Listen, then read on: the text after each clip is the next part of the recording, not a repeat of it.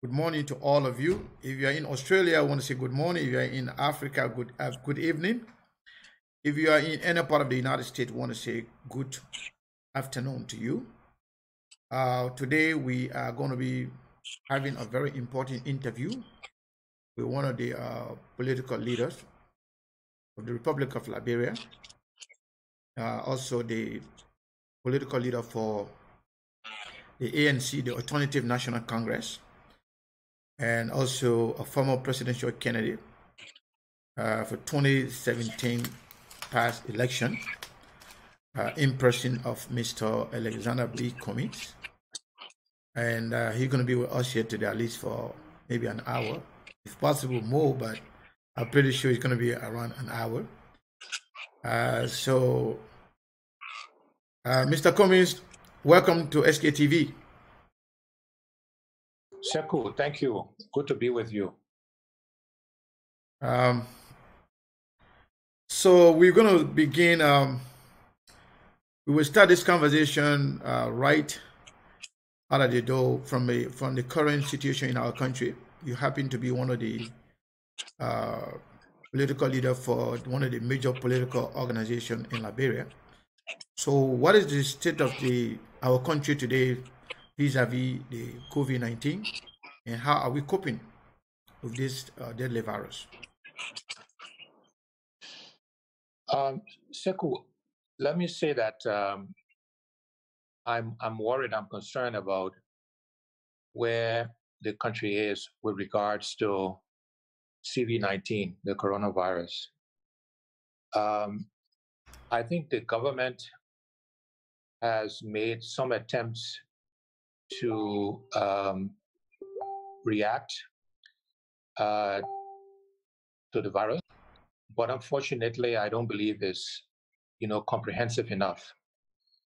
And they have, more or less cut and paste what's happening in the West without adapting it to the realities of Liberia. And so I sometimes say to people who ask that question, we're at the grace of God, which we always are. It's not a bad thing. But I don't believe that our government has shown intentional and comprehensive leadership of this very serious pandemic. But we remain hopeful.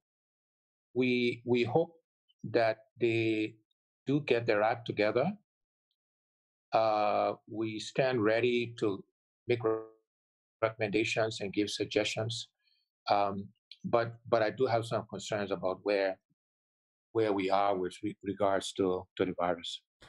All right. Speaking of recommendation, suggestion to the president, there were a lot of concern raised in the wake of you writing the president a letter regarding this whole issue of coronavirus. What was this letter about? Was it a private letter between you and the president, or did you, consult with your colleagues? I mean, members of the CPP before giving this letter to President Weah. What was the letter about, and what was the content of the letter, and was your colleague consulted at all? The content of the letter was to say to the president that with regards to this pandemic, it was time for him to bring the country together. Yeah.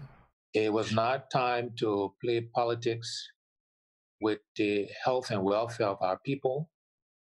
And we urged him to engage all facets of the Liberian society, all political parties, civil society, the church, the mosque, all facets of our society to come together to come up with solutions to ensure the health and welfare of the Liberian people.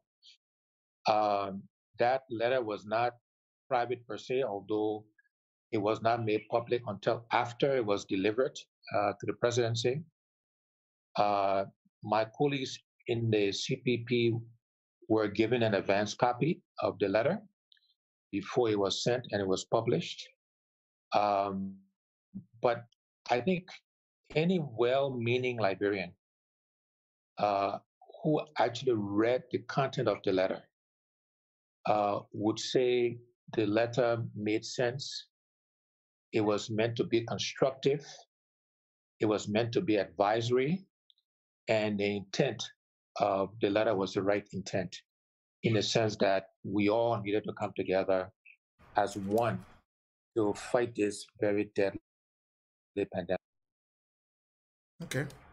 That we needed to actually get some understanding on that letter, but because we have a lot of things to cover here, yeah, you just mentioned that your colleagues were given a copy of the letter before it was sent to the president. That is the members of the CPP, if I got you right. That's correct. This issue of the CPP, is this CPP going to hold? From your own understanding? Yes, I believe it will. The phone is shaking for some reason. Is it in your hand, or is just for some reason it's shaking? So the phone is in my hand. Yeah. Okay. All right, it's okay. But you could press on something so your hand can be free. But then, by sometime your hand gonna get tired and then gonna be moving like that. Yeah, you can put it down. That's fine. Yeah. Even though that puts you a little bit down, but it's better that you put the phone on something so that way your hand can get so tired. Yeah. Yeah, go ahead and answer the question if you can.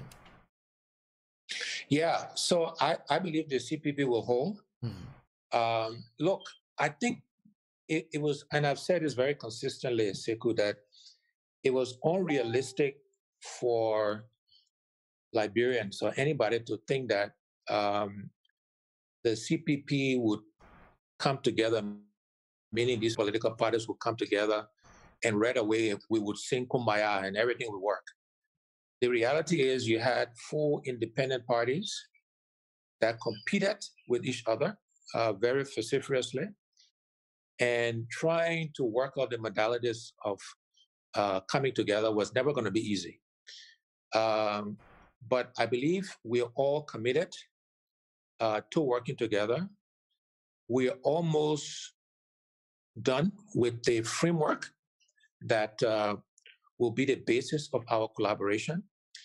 And so, at least speaking on behalf of the ANC, we're committed to trying to make this work.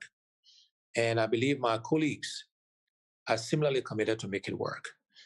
But you also have to realize that, you know, we are managing interest. And we as leaders have our interest, but so do our partisans. And so these things take time. There will be hiccups along the way. Let's be clear that even after we sign this framework, I think we'll work well together. Things will progress, but there will be hiccups along the way. And it will not be, you know, paradise or kumbaya.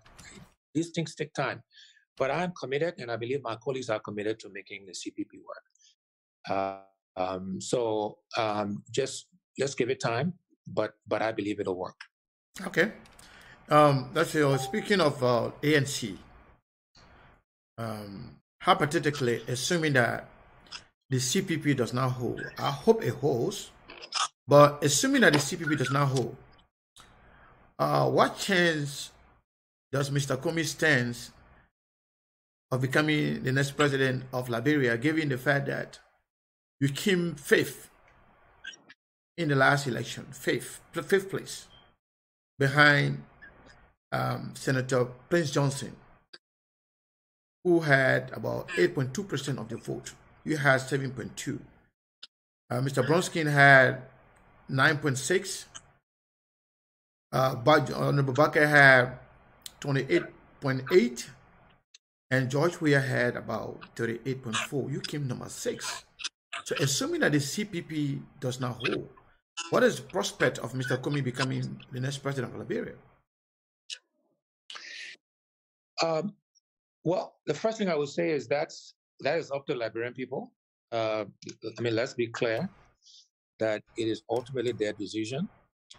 But let me also say that, as you know, Sekou, politics is not static. Mm-hmm. And while those numbers you quoted are the numbers that came out of the 2017 elections, you have to get into the detail and dissect those numbers. First of all, there is some suspicion as to whether those numbers are real or not. Now, we'll not spend any time on that because it doesn't matter. It is what it is. But as you know, there were court challenges, et cetera, et cetera. So there's some suspicions on how real those numbers are. But let's put that aside. Mm-hmm. If you dissect those numbers a little bit, you will find that something like 85-90% of Prince Johnson's votes came from one county, whereas our votes were actually quite national. We took votes from across the country. Unfortunately, we lost a good friend and colleague in Councillor Bromskin. So he will not be a factor, going into 2023. So there are a lot of dynamics, a lot of things will change. The government is currently not performing very well.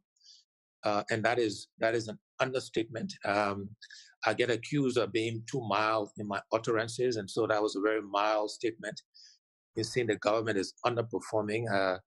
If I was going to be more harsh, I would say we have an inept and incompetent government that should help the opposition in general. And certainly I believe will help the ANC. But at the end of the day, all we can do is do our work and make our case to the Liberian people. Speaking of, let me just finish the statement. Sure. We have to do our work and make our case to our people, and ultimately they will decide who they want to lead them. We also have to concurrently ensure that their wishes manifested in the outcomes of the vote. And this is why there was this concern around the NEC and the new commissioners, et cetera, because we don't want the votes of Liberians to be corrupted. And so we got to concurrently ensure that the sanctity of the ballot, if you will. But the only thing we do is make our case to the people, and then they will decide who they want to lead them. Okay. Yeah, so speaking of the late Councillor Charles Bromskin now being a factor, and Councillor Bromskin is gone, but the party still exists, and the current political leader of the Labour Party is Yumli Kanga Lawrence. Is he a factor? Is he going to be a factor in this election? Yeah, of course. I mean, look, all of the political leaders of the CPP will be factors in the upcoming election. And Senator Lawrence, who is a good friend, an outstanding senator, one of the few advocates in the Senate for the Liberian people. I have to say the legislature has been a huge disappointment to Liberian people. And Senator Lawrence is one of the few in that body who is actually standing up for the rights of our people, who is actually playing her constitutional role to try to provide checks and balance. The legislature, the perspective they take when the president says jump, they say how high, Chief. Senator Kanga Lawrence is not one of those who asks him how high he wants her to jump. And so she will be a factor, certainly, as will former Vice President Boykai and Benani Ure. Okay. Yeah, so can't you mention the names of those political leaders? If I may ask you, Mr. Cummings, in Liberia, Liberian politics, as it stands right now, many of the political parties have something that they consider as their stronghold. Like the CDC would take Monserrato as their stronghold. Grand Bassa would be considered as a stronghold for the Liberty Party and Unity Party with Bakai on the ticket. Lofa County is considered as the stronghold. I don't know if Mr. Cummings and Mr. Ure will consider any county as their stronghold. Is there any county that you consider as a stronghold for the ANC?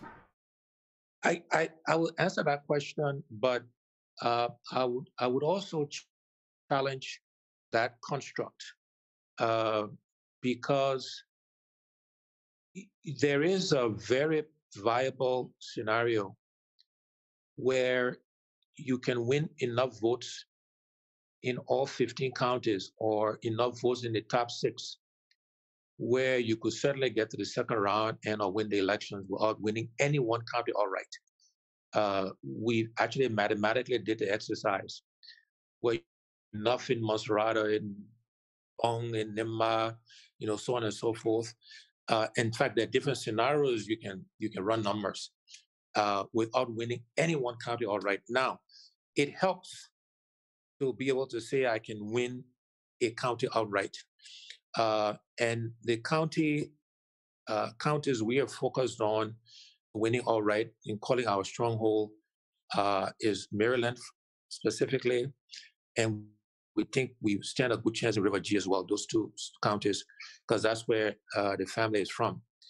But I'm one who believes in challenging conventional wisdom. I'm one who always says you can't keep doing the same thing and expect different results. So while we will work to have a stronghold, look, the fact is, if you have a stronghold in a very small county, like we do in Maryland, for example, it's good to have that, but unless you can win substantially in the big counties, that stronghold is not that material. So to answer your question directly, we believe Maryland and River G will be our strongholds. We did very well there in 2017, although we didn't win, particularly in Maryland. Recall that I was the newest actor into the political arena in Liberia, only for a period of 18 months, a year and a half, be introducing ourselves to Liberian people. All the other actors have been around and had introduced themselves. Liberians knew them. And I would argue we did very well from the starting point to where we ended up. I don't believe any other political party or politician has made up that much ground in that short a period of time. And now we got 6 years, is down to 4. But we had 6 years from the end of the election to the next one. And we will make inroads across the country. We will run a national campaign. We will not concede any county to anybody. We will try to run nationally. We'll try to run in everybody's stronghold, understanding there will be an uphill battle. But we believe we want to run a national race and not a regional or local race. Okay. Yeah. Speaking of making inroads in a short period of time, the last election, 2017, I believe your party, the ANC, did not win any seat, whether in the Senate or in the House of Representatives. And I don't know what was the reason for that. But have you make any changes or maybe re-evaluate yourself in the party as to what led to that in an election where you came fifth among more than 10, 15 parties? You came fifth. I think that was for the first time. I think that was a plus. However, but you could not even get one senator or one representative. So have you made any inroads in that direction, wherein Mr. Kumi can be hopeful that in the next election, ANC will have some number of representatives and senators? Have you made any re-evaluation? Yeah, absolutely, Sekou. Look, it's unfortunate, and actually, I'd like to be honest, embarrassing that we didn't win any seat in the legislature. Well, not in the lower house. And we've assessed some of the reasons why.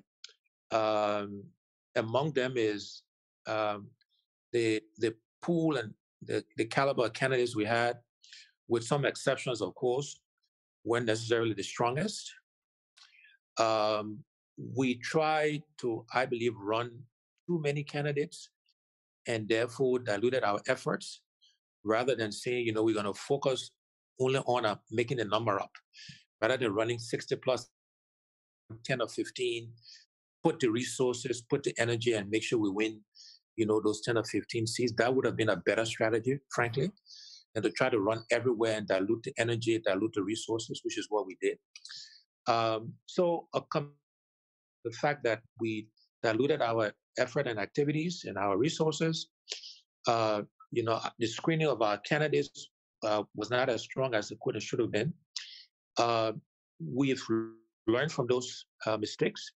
And as we go forward, we will be smarter about who we support and about not trying to run everybody in every district. Okay. One of the major concerns regarding the ANC, there are a lot of people that will say, "Oh, Mr. Comey is a good man," but the people behind him, "Oh, Mr. Comey is a good man." In fact, but they are hiding him from everybody else. Mr. Comey is a good man, but we can't support him because of his supporters. They are arrogant. In fact, some are saying that Mr. Comey's presidency will be more or like reintroducing a class system in Liberia. What is your reaction to that? Well, I guess, first of all, I would say I don't believe that sentiment is broadly shared. We overreact to the loudest elements on social media. And that sentiment is among some people, and I would argue a minority of people on social media.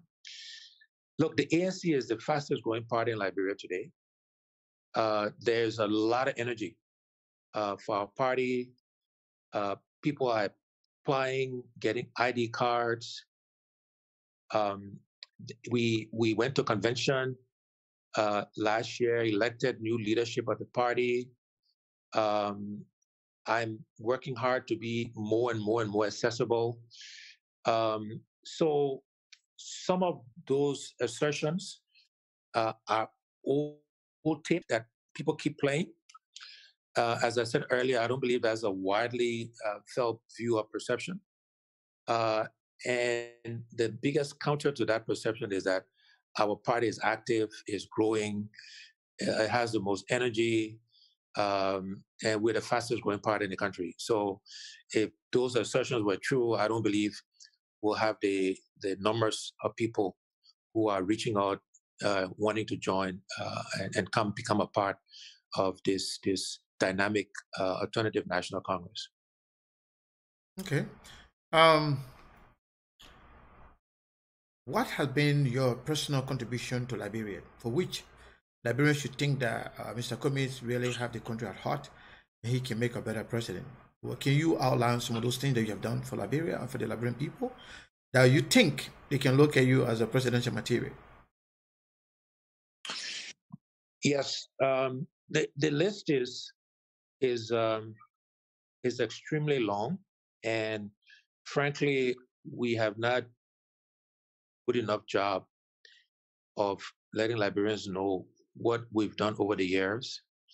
And we started helping Liberians well before we expressed any interest in a political role. And as we were helping our country along the way, we weren't making it public because we did it because it was the right thing to do. And because we were blessed with some resources that we wanted to give back. I would also, and I will give you some specific examples, Sekou, but I will also say and hope that Liberians are asking all aspirants that same question. And I would argue that comparing the list of things I've was anybody else, including our current president, I make no apologies for that. What I haven't done is it made it as public as we could have and should have. But we've done things from scholarships for people, And we still do that. We have a foundation today that gives scholarships, STEM scholarships to Liberians.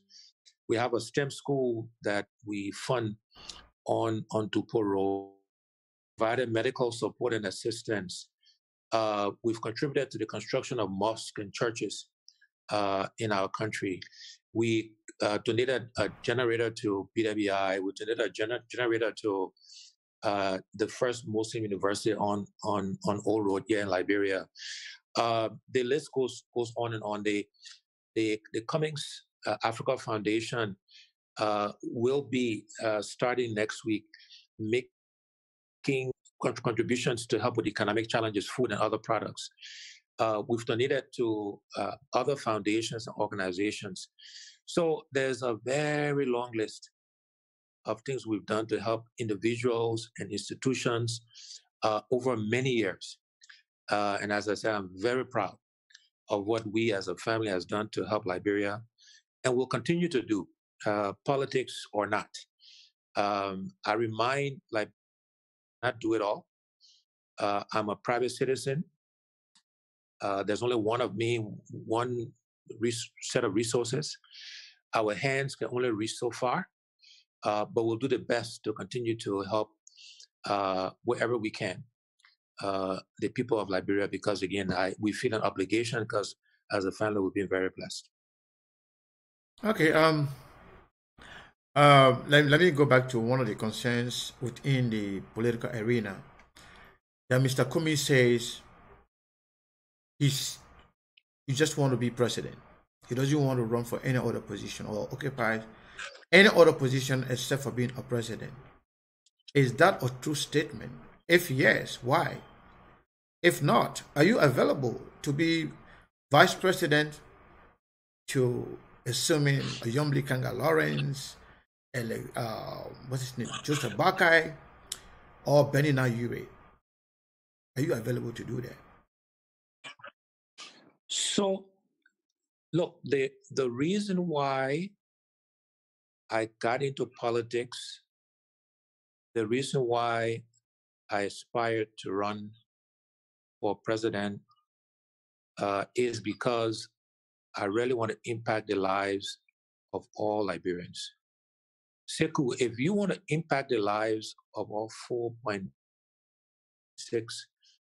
plus million Liberians, the presidency is the job to do it through. No minister, no senator has the impact that the president has on our country.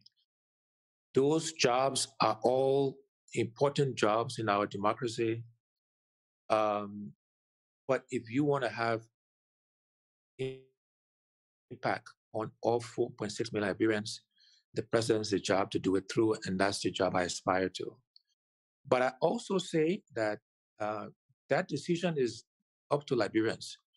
In answering your first question, that Liberians will decide who they want to lead them. And if Liberians decide they want Vice President Boykai to lead them, Senator Lawrence to lead them, Benina Yure to lead them, or somebody who emerges, and that's what the sentiment is, we will support that person. Alex Cummings and ANC will support that person, but it has to be the choice of the Liberian people. So we are not arrogant or proud to say we will not support anybody else. That would be an untrue statement. And I repeat, if any of my colleagues, decision of Liberians that that's the direction they want to go, we will support them in that effort, because any one of them will make a better leader than the current one we have today. So how do you arrive at that decision about the Liberian people? Before how Liberian people will arrive at that decision as to who can lead the CPP? How do we arrive at that decision? So one of the decisions the CPP has made, which will inform, is not binding, but it will inform who will lead the CPP. Is we're going to do polling. We're going to do a voter perception survey. We're going to ask the Liberian people. Surveys are done in the United States where you are all the time to get a sense, and not just in politics, across the board, to get a sense of where people are, where are they leaning, who do they want to lead them. And the CPP will conduct at the appropriate time, at the right time, will conduct a survey that will inform our decision. It will not be binding on us, but it will inform our decision, and it will have a sense. And as a political party, we will also do our own polling as we go along over the next. In fact, we'll do some polling towards the end of this year. We'll do some polling next year. And if the sense we're getting that Liberians want a different leader, it'll be okay, Sekou. I'll be disappointed. But at the end of the day, we want the leader that Liberians want to lead them. Decisions in voting has consequences. And Liberians, of course, live with the consequences of their decisions, as they're doing now. But I will support, that outcome. But the key message to you and your audience, though, is my ambition is not blind ambition, is not arrogance, but I do want to impact every Liberian, and that presidency is a job through which I can have that impact.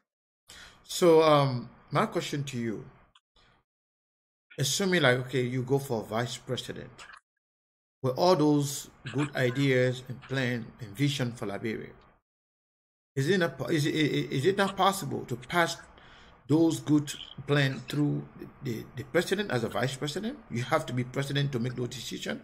I think the job of the vice president is to assist the president, right? So if you take a vice presidential position, is it not possible to get those good things through the office of the vice president to the president?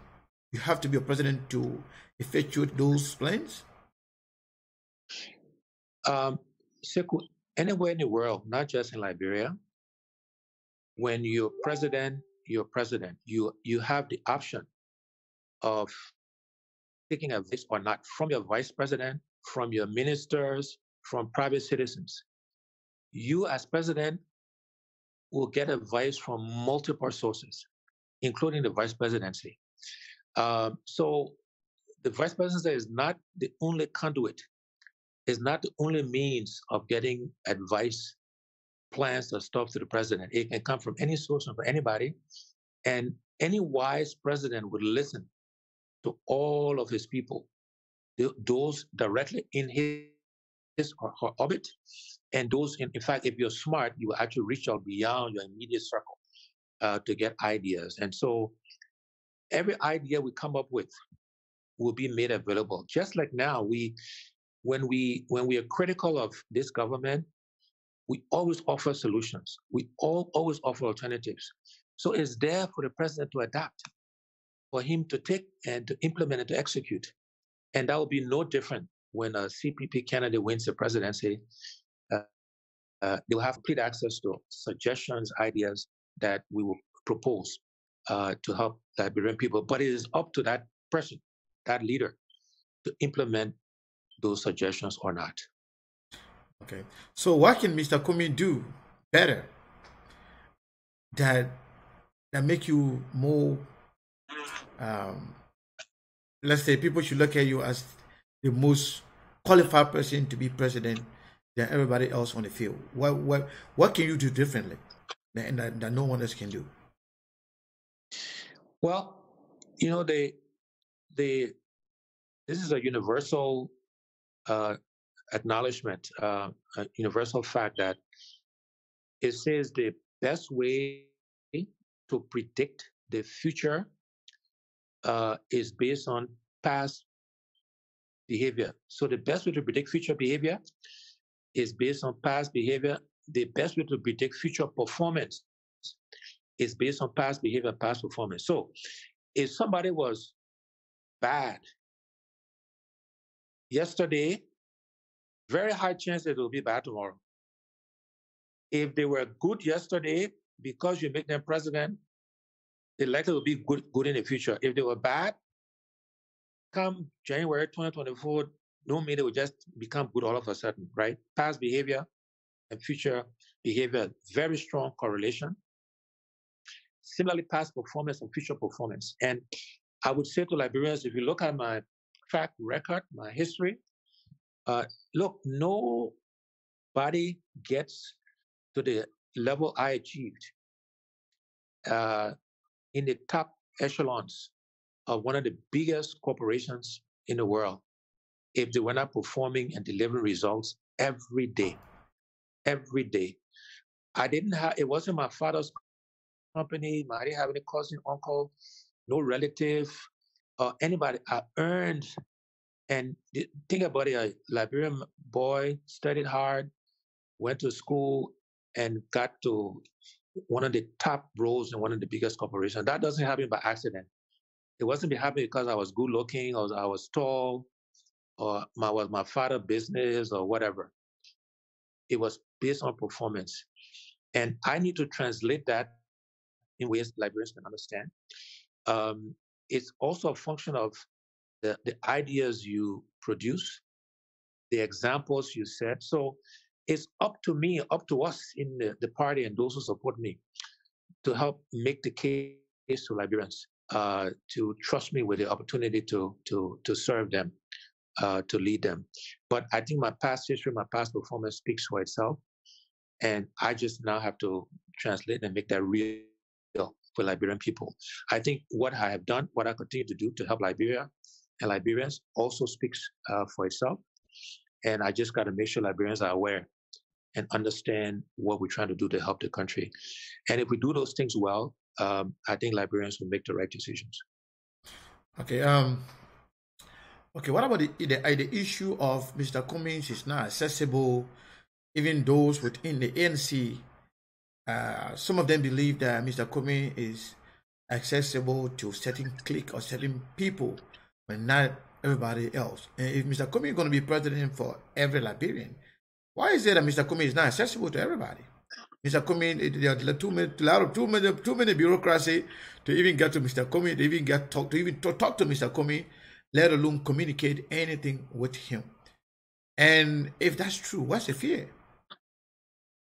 Well, you see, I don't believe that's true, by the way. And as I said to you earlier, Sekou, that sentiment may be shared around a few people, but I don't believe that's the broad sentiment because I am accessible.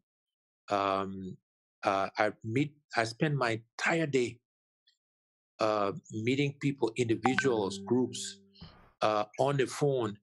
I tell Liberians there's one of me, there's 24 hours in a day, and there's 4.6 million Liberians. There's only so much I can do physically to meet people. But my entire day, including even during this quarantine process, where I'm trying to observe physical distance, I'm on the phone from the time I get up in the morning to the time I go to bed. I have meetings. They are one-on-one. They are not group meetings because of physical distance. But I spend all my time meeting people, right? So again, you keep repeating this. I'm pretty sure it's a handful of people perhaps feel that way, but that is not the broad sentiment. And again, I say to you, the proof for me is the party continues to grow. And it's the fastest growing party in Liberia. And that's all the proof I need that the party is making inroads and we're making ourselves as accessible as possible and as practical. Okay. Yeah, come to talk about the party being growing, and is ANC a united party? Because we learned that, I don't know whether this is true or not, that there are some issues within the ANC. Some are alleging that ANC, we have three different ANC. We have ANC Liberia, we have ANC Global, and we have ANC USA, that there are divisions. Can you speak to that? Can you clarify and what all that information is all about? Do we have three ANC? No, Sekou, we have one party, ANC. Look, in every political organization, you will have disagreements, you will have different points of views, but at the end of the day, we are all under one umbrella called the ANC. We are all resolved that the ANC together with the CPP, want to replace this current government. There's no debate about that. There's some debate perhaps about how we get from where we are to what we want our goal to be. So, but there's no three ANCs per se. We are one ANC. We will work through whatever differences we have, but we do not have sort of three ANCs. ANC Liberia is the mother party.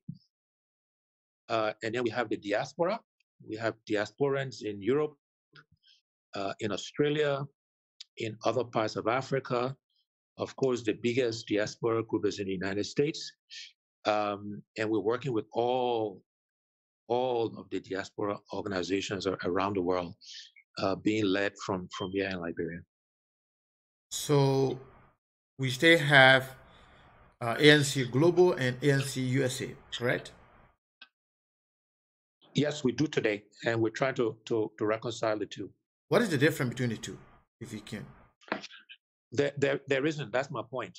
There is some debate about how we achieve our end goal, but we're clear on the what. And I'm confident we can resolve any differences because our end goal is the same. Okay. I want you to clarify something for our audience. I have been accused of being ANC person. In fact, Mr. Cummings gave me money, and what have you, a lot of different things. Can you actually recall knowing me, how you know me, and how many times we have met, how many times we have spoken, and anything, any relationship between you and Sekou Kene? Can you recall anything? Yeah, look, let me just say to your audience that you and I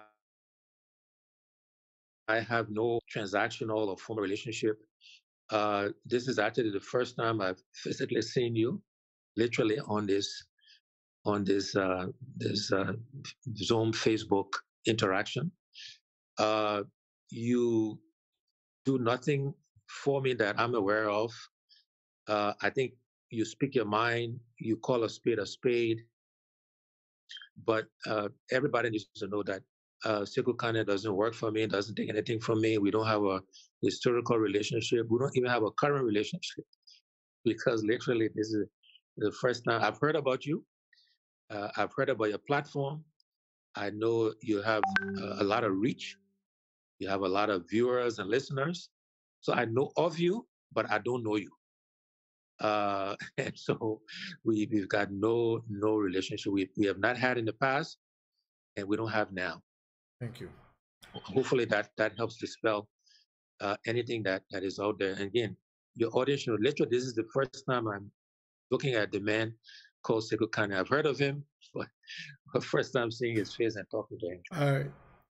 All right. Thank you.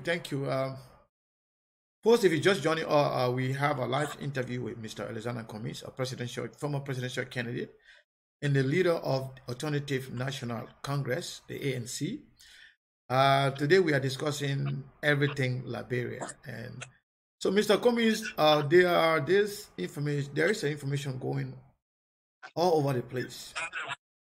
Even though some people who came out with this information have come out and said that it was a fabrication, that it was a lie. But yet some people continue to use this against you. Some people, they are saying, oh, Mr. Cummings, even the posting that I did that you're going to be on the show, somebody went and wrote, we don't want any gay president.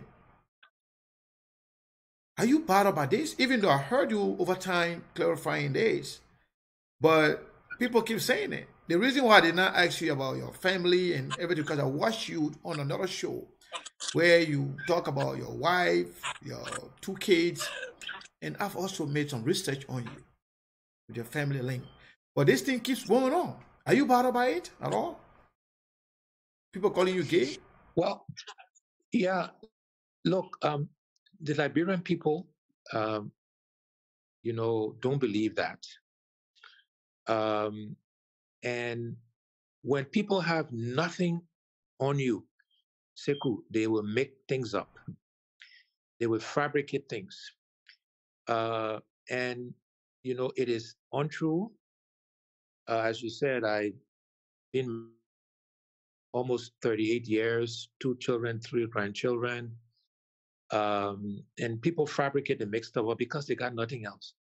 I haven't stolen Liberian people money. I don't have any links to any war crimes. You know, my resources are legitimately earned. I have a history, a reputation of delivering results. I'm people talk and do. I make commitments. I keep them. I follow through. So when people got nothing, they make up these things. And you know, if I was going to sort of speak kind of in the raw Liberian way, I would say to them, if I wasn't married, they should send their girlfriend or their wife to me, and the wife or girlfriend would never go back to them. That's a good one. But it is absolute nonsense. It is nonsense.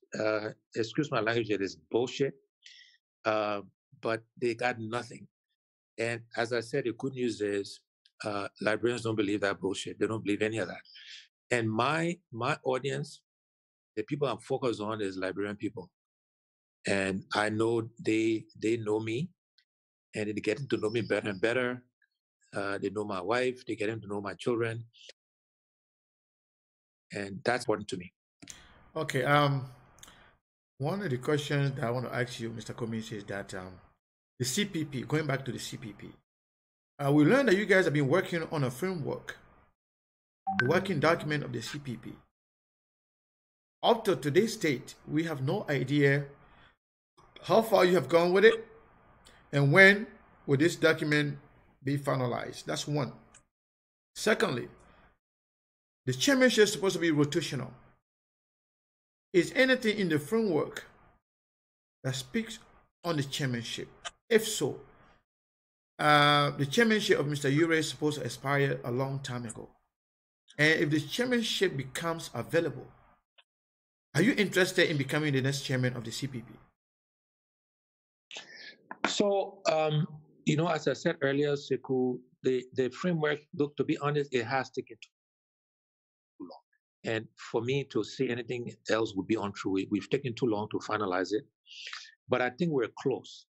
And as I mentioned earlier, it took a lot of hard work to get agreement on how we work together because, again, you had 4 competing parties, 4 independent parties trying to come together to collaborate. Now, we will still be independent parties, but we want to collaborate on things that affect the national interest. And it takes time, but it's taking too long. But I think we're close. I really do. I would be disappointed if we don't publish and sign something, by early May, because I think we're that close. So by early to mid-May, I would be very disappointed that we don't make public the framework document and sign it. But it has taken too long. I would agree with. But again, it's tough to get people to work together. But we made a lot of progress, and so we're almost there. And then on the chairmanship, it is rotational. It will rotate. And I don't want to be presumptuous in making any assertions with regard to me and the chairmanship. I think it will be up to my colleagues, and we will decide amongst ourselves who we want to rotate it to. Because look, at the end of the day, all of us will get a chance, right? I may get it now, and if not, that's fine. Maybe Yomli, maybe Ambassador Boykai, and I get it. So I'm not concerned. I'm not bothered. I don't think my colleagues are either, by the way, because we all know we'll get a chance because the framework still calls for rotational chairmanship, and which makes sense. So yes, that we will rotate it. And Ben and I is okay. He's fine rotating it, by the way. And we'll rotate it, and we'll decide who gets it next and who gets it after that, and so on and so. But we'll all get it. So I promise you, amongst ourselves, we're very relaxed. Okay. We're not bothered about who get it next. All right. Unfortunately, we do not have enough time. I was actually pushing for an hour, 30 minutes, so we can be able to entertain questions from our audience. But unfortunately, so why don't I promise to come back? Why don't I? So yeah, exactly. That's what I'm going to say now. So can you come back again for another interview, and very soon, if possible? I will come back for another interview, and I will come back very soon, so the conversation can continue, so that we don't start over. We start from here, and we continue, and we take questions. So let me commit to you that I will get the team to work with you, and we'll do another interview. Maximum, we'll come back. Okay. And so continue this conversation. Yeah. So if I may ask you one last question. Being a businessman, you've been in the Liberian polity now for a little while. What is your interpretation of the Liberian politics compared to other countries? So actually, surprisingly, it's not very different. I know Liberians, we think we're unique in many, many ways, right? And I often say, yes, Liberia is, our pepper bush in some ways is special. In some ways, this pepper bush is not that special, right?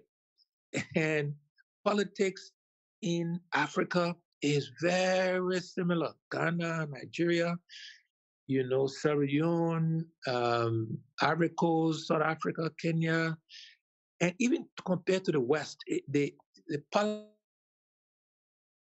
it manifests itself differently based on the history, the culture, but it's similar. And so, people sometimes say Liberia social media is tough. I had the opportunity, I've got some Ghanaian friends. You go on Ghanaian social media and you see how vociferous their politics is on social media, or Nigerians, etc. You realize that it's not that different, our politics from other countries. Now, politics and business, there are differences for sure, but I will say to you that there are more similarities than there are differences. And let me explain that quickly, before I leave. To be successful in politics, you need to have a good, strong team to identify good, talented people to work with you. Whether it's in your political party or whether you're in government, you need a good, strong team to execute your plans, your strategy. In business, big businesses, you need people. You need a good, strong team. You need to identify good talent, qualify people, and you reward them and you punish them. You reward them when they do a good job. You fire them or you punish them or you discipline them when they don't do a good job. You have both those things in business and in politics. In politics, you got to deliver for your voters. You got to deliver results consistently if you want to get reelected. In business, you got to deliver for your consumers, the customers that buy your products. If you don't deliver for them consistently, they will not buy your products. You got that similarity. Wherever you got people, you will have politics. In politics, you got people, so you got a lot of politics because you deal with a lot of people. In business, you got people, you got politics, not to the same degree. People are social animals. There will always be politics taking place. So there are similarities, more than people realize, business versus politics. But of course, there are differences as well. But politics in Liberia compared to other countries are very, very similar, not any different really. And I'm learning to deal with, I would say there are more egos I find in politics than I find in business. There's egos everywhere, but in politics, you got to play to people's ego, people's sense of self-worth. Everybody feels important, and so you got to make them feel important, whether they are or not. And that's a difference. In business, you have some of that, but not to the same degree. Okay. You have in politics. So, all right. We're gonna have to leave it there, but let me just make a quick announcement. For folks who are watching, stay on. We're going to be taking calls to entertain your reaction to the interview that just happened. Mr. Commit, before you leave, what is your overall impression of this platform? And the fact that you already promised to come back, that we are very glad that you promised to come back. But what is your overall, if you were to rate this platform, what is your overall impression? We do that to all our guests anyway. We want to know exactly how you feel. Yeah, no, the interaction has been good. I like the quality of your questions. I like the fact that, this has been what I call a deliberate interaction. You're not like rushing, through the questions because you got 30 questions you want to get by. I mean, you've given me time to talk. There's a conversation, right? Yeah. You're not cutting me off. I've been on interviews where, the interviewer want to speak more than me, who they're interviewing, because they like to hear their voice. I like the conversational nature, even though the questions are tough, but it is conversational, and so I've enjoyed it. And as I said, and I said to your audience, first time meeting Sekou. We have no historical relationship, but the platform goes far and wide. And so it's my honor to be on your platform. And again, I commit to you, and I do keep my word, Sekou. You will find out, your audience will find out. I will be back. And next week we can have at the most, so we can continue from where we ended up and not have to, start over. And maybe when I come on the next time, we'll take a few questions for you, but we can go quickly to questions from your audience. Yeah, for sure. All right. All right, Mr. Cummings. Thank you very, very, very, very much. We appreciate your coming, and hopefully you will come back again, and we'll be very, very glad to host you. No, not hopefully. Not hopefully. Hopefully soon. That's what I mean. It should be very soon. Hopefully soon. Yeah. Hopefully soon. Hopefully soon. Okay. Hopefully you come back very soon. But we really, really appreciate it. But thank you very, very much. Right. I can't overemphasize how much we appreciate your coming. Thank you very much. So folks, stay on as Mr. Cummings leaves. We're gonna take just 1 minute break, and then we will come right back. I think we don't even need to take a break right now, because it looks like people really want to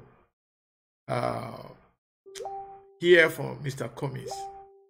So what I will do, I think we will stay here. I'm trying to take a break, but no, we're not going to take a break. We will stay here and entertain questions from you as to how you feel about this interview. What is your overall takes on this interview? So you can call. The number is on the screen. We have two numbers. The first number here is 480-401-2081. And we have the WhatsApp number. WhatsApp number, you can only call that one on WhatsApp in order for it to go through. So it's not going to go through if you call the regular calls. So the lines are open. You can call and ask your question, concern, or opinion on this particular subject. Mr. Cummings today was our guest, so he just left, and we are very, very, very happy that he's here and you are here. Hello, caller, your name and where you calling from?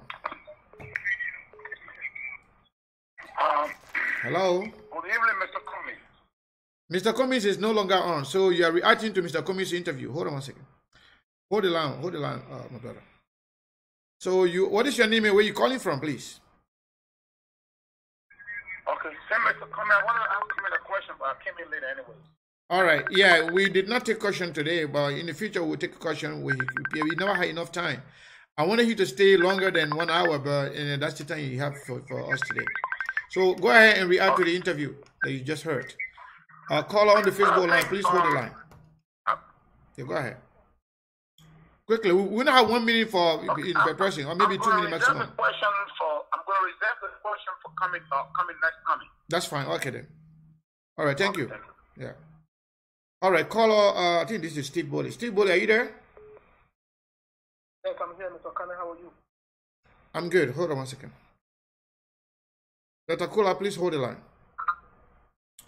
Go ahead. Go ahead, Mr. Steve Boley. What is your reaction to Mr. Cummings' interview? First of all, I want to start off as you are saying, when we have a conversation, this is not going to change for me. I like to remind the Lagrange people that they're the most important people on earth. Also, the Lagrange women, I'm seeing it all over social media and other outlets. They're the most beautiful women in this time of the coronavirus season. So I want to say thanks to them for all they do on a daily basis. I want to start off by saying thank you and thanks to Mr. Cummings also for showing up, and every other person that show up on the platform and other platforms to be able to, with a clear niche, miss or provide information to the Liberian people, accurate information, and want to, do things that will help the Liberian people and help Liberia move forward. I think as I listen to Mr. Comment, to be very, very frank with you, as compared to seditious, I don't really need a tune inside to listen. To be very, very frank with you, and the reason I'm saying this, because I know he will do what he knows how to do. I know he will do, to be very, very frank, and that's one of the reasons people can term me whatever they want to term me. I pledge support to Mr. Collins. I do support him to be president of Nigeria. I support him. I will not shy away from it. I don't care who feels they want to say I'm an ANC man and I lost my mind and I'm not independent. It doesn't matter to me. What matters is when we see good characters, people that have achieved, people that have the records are there that they just don't talk and make noise, we will support them, to be very frank. If you do the right thing, I will support you. You do one thing, I will call you out. But I also want to say, I like the fact that he was able to clarify some misconceptions, some misinformation. Because I remember a few months ago, sometimes last year, the end of last year, Mr. Clemens came to Arizona for a program.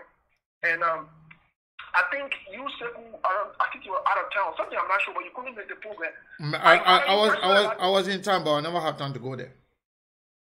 Okay. And I invited you that day, but you said, well, I will not be able to make it. I said, well, great.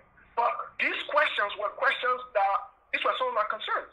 I asked Mr. Cummings these questions face to face because I wanted to know.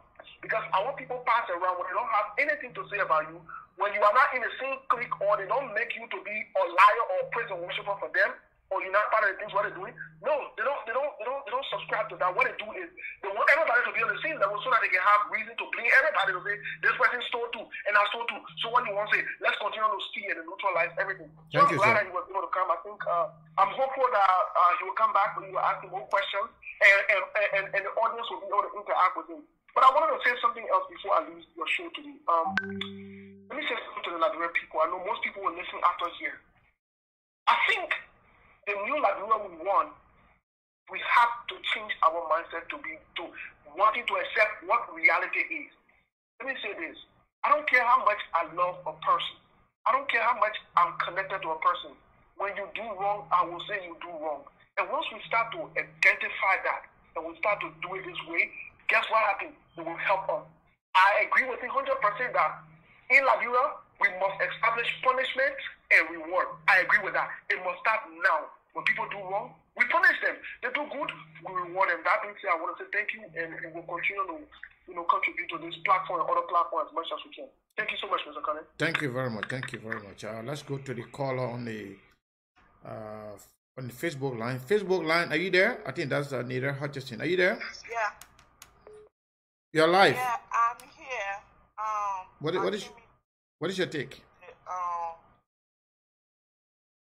My name is India. I'm calling from Iowa.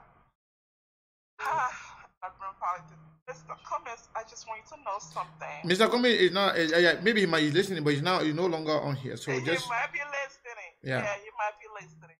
So that's a nice man, but I want you to know there's a man they call Obama. He started from the Senate. For people to vote for you, you have to start from somewhere. The Liberian people don't know you like that. And your supporters are your problem. That is the fact. They all behave like the seditious. I was just laughing. When somebody with your political party leader, you don't have to insult them. That don't make no sense. And Mr. Cummings, you are telling Cummings, you are telling us that you cannot be vice president. That's what you're trying to tell us. And it's just laughable. First of all, I think they said 100 and something thousand for the first round, like that, which is great. But I don't know. The vote he had on the first round, it was 112,000 and 112,067 votes, which amount to 7.2% of the total vote. Yeah, which is right. But the thing is, the ANC, they are not helping. I just wanted to leave this 60 people for them to be alone. Let them fight their own battle. So you recommend the ANC to leave the CPP? The whole CPP needs to go away. We don't need all these political parties coming together. Let them run alone. All right, thank you. Respect them. Thank you, my sister. Thank you.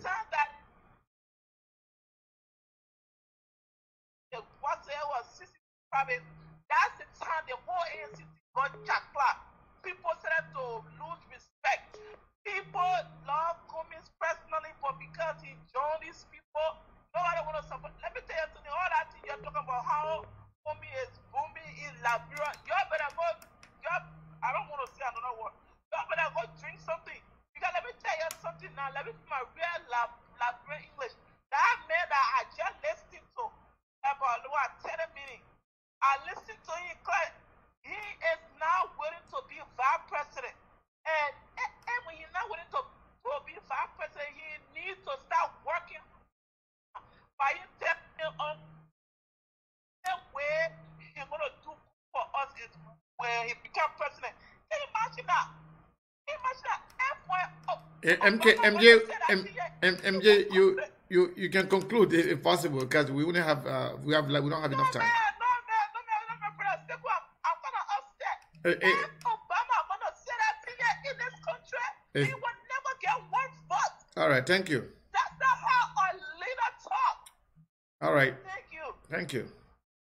Let's go to the phone line. I think that's Dr. Kula, if I'm not mistaken. Hello, caller. Yeah. Am I right? It looks like I have Dr. Kula number saved on my phone. Yeah, is it Dr. Kula, right, from Georgia? Yeah, this is Dr. Kula from Atlanta, Georgia. Welcome, sir. What is your take on the interview with Mr. Cummings? Hold on, let me put this caller on hold. Caller on the WhatsApp line, please hold the line. I think that's from France. Well, yeah, Mr. Dr. Kula, go ahead. What is your reaction to the interview? Yeah, the interview was great. I enjoyed it, but I have some advice for Mr. Cummings and those around him that are supporting him and also part of the team that does his media outreach. I believe they ought to outreach more or less to you and other people that are not so supportive of Mr. Cummings so that he has a wider audience that he's speaking to, because three things Mr. Cummings needs to do in my view. One, he already mentioned, knowing the people. When I said to one of his people back then, I said, Mr. Cummings doesn't know the people of Liberia, and because of that, he'll have a hard time. They got upset at me. But all politics is local. You have to know the people, especially the Liberian people, people that are not highly educated. Yes, the educated people will gravitate towards him because he worked in corporate America. He's very smart. You probably have a good team. But the uneducated people don't know him, and they're looking out for people that have their interests at heart. So when he said that his family is there getting to know the people, his wife and he himself are getting to know the people, I like that. But when he used the word pepper bush in describing Liberia, in our context, when people used to talk about pepper bush, what it reminded me of when people used to say that certain things were Charles Taylor pepper bush. So pepper bush doesn't have a very positive connotation. You have to know the various terms to use in our Liberian context. Like, for example, when you use the word eat that time, it became a big issue when you said that leaders eat last. You know, in our context, it means corruption. So his people out there, get Mr. Cummings to know the various terminologies and the various colloquia and the various words. So are you, Dr. Kula, are you saying that Mr. Cummings does not know the acceptable terminology in the Liberian politics? Is that what you're saying? I'm saying it comes across to somebody like me that Mr. Cummings does not know the Liberian context of the average Liberian, like the average Liberian in the street, the Yana boy, the market woman, certain terminologies that you use among our people, like to say you eat. When you say you eat is more or less in the context of corruption. We say, oh, that man, oh, they eat all our money, or you eat this. So when you talk about a book in America that was written by a businessman that talks about leaders eat last, in the context of America, you can talk about eating last. But when you talk about country, talk about eating. Eating sounds like going to the field. So you have to know the context of our people and the kind of words to use around our people, especially the average Liberian citizen. I'm not talking about the educated people. I'm not talking about people that read books and know about the various policies and issues and things that are being discussed in the financial world and books that are being written by different financial and economic people. I'm not talking about that. I'm talking about the average Yana boy. He has to know that. And then the last thing I'd like to say is, remember that picture that I was taking of Mr. Cummings in the hammock? I think that was a big mistake. He shouldn't have done that. I had that too. I had that on my question list, but we didn't get to that. We're going to talk about that next time. Yes. But thank you very much, Dr. Kula. Thank you. Sure. All right. Thanks. Okay. A caller, hold the line. Let's take the Facebook person. Caller on the WhatsApp line. What is your name and where are you calling from? Hey, Sekou, this is Moses Lekuda, and I'm calling from. Hold on, Moses. You hold on. I'm talking to the WhatsApp line. I think this is Frank Gibson from France, from Paris. Is that Frank Gibson? Yeah, this is Frank Gibson from Paris. Yeah, I can see the picture. All right, Frank, what is your take on the interview? It's unfortunate Mr. Cummings does not want to answer questions because he's afraid. Cummings is not a presidential material. Why? A person who always say, I want to be a president, I don't want to be a president, I want to be a president, will go nowhere. Cummings will remain the president of the ANC until otherwise ordered. I can promise you elections tomorrow, Georgia will be coming flat. I wanted you to ask Cummings whether he can run as vice. I'm not a fan of Henry Costa. I'm just bringing this in. Whether he can run as vice president to Henry Costa. Because Henry Costa is that far popular than Cummings. Even he is ANC. The Gova Convention, Costa will beat him flat. The ANC that he created. All right. So I'm not talking about Henry Cummings beating George Weah. All right, thank you. No, you have to wait for me. Why you come to me or you get up for more than 2 minutes? I thought you finished. That's what you want to say. Go ahead and finish.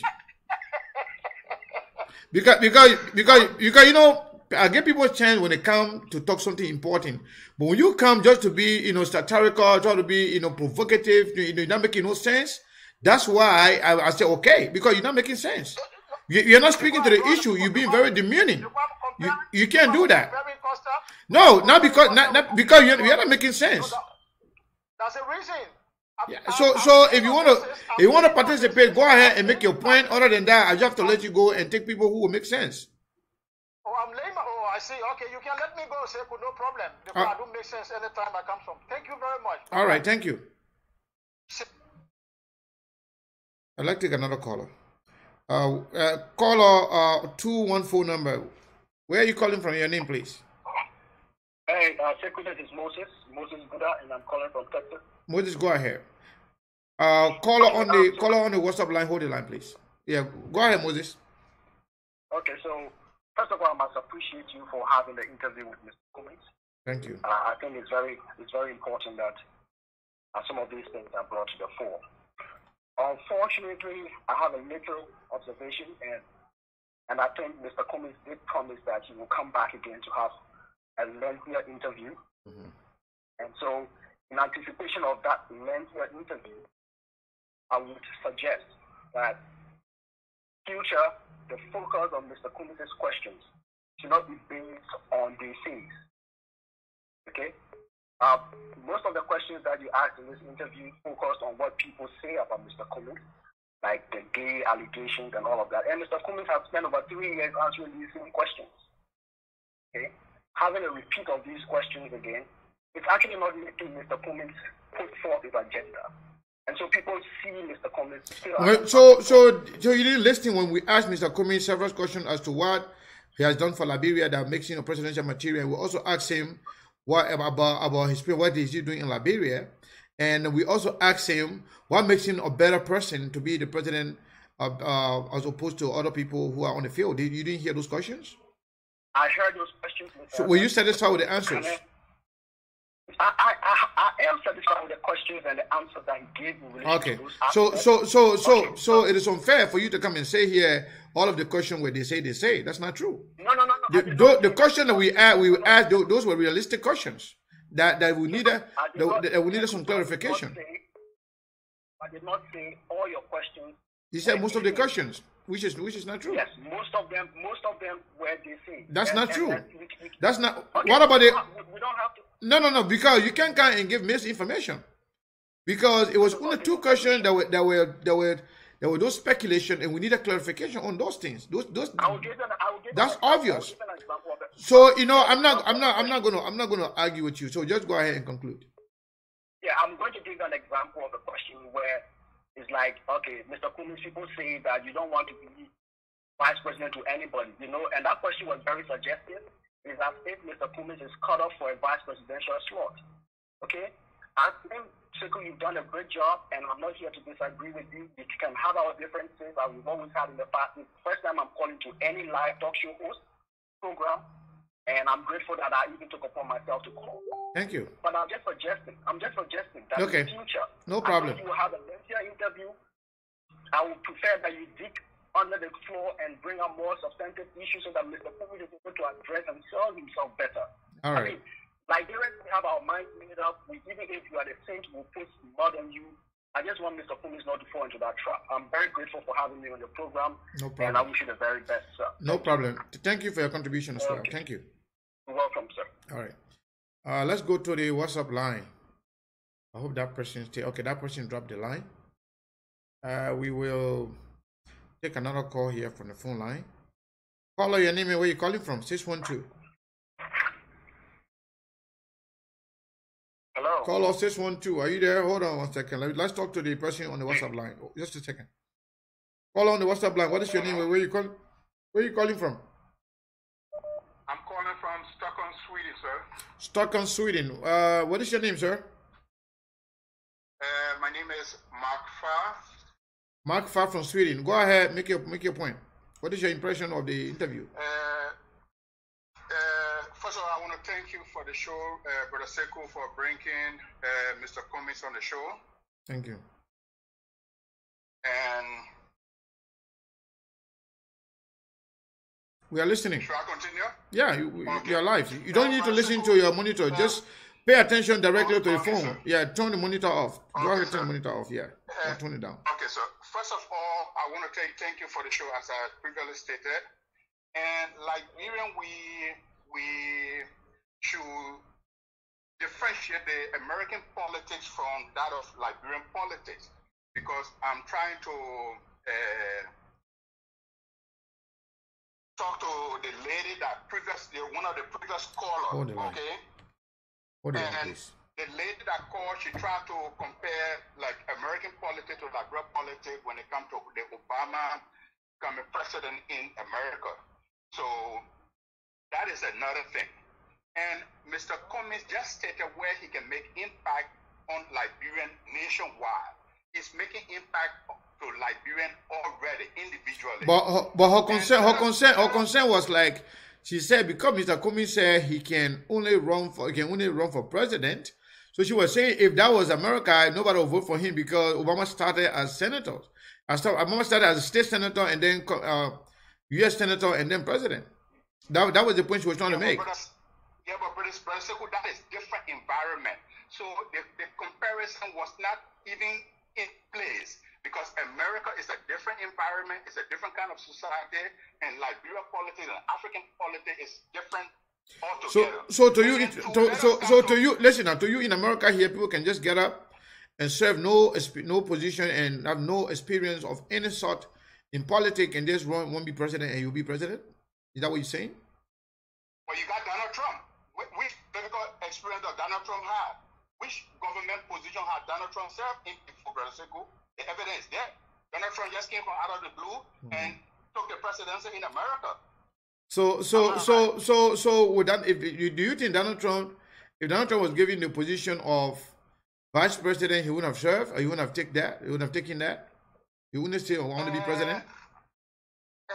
He has to first of all go through different procedures in the American politics before even being nominated to be the vice president, or before the presidential candidate the presidential candidate would choose him to be his running mate in the first place. Okay. There are a lot of procedures you got a point. You got a point. I just wanted you to clarify that part. So go ahead and conclude. Okay, brother. But then let us come to people saying that Mr. Cummings is being selfish. He doesn't want to serve even vice president or being a senator. Now, he just gave some insight on being a vice president. Even your hands will still be tied. Reference and historical reference is number one. Joseph Boakai served for 12 years under the Ellen administration.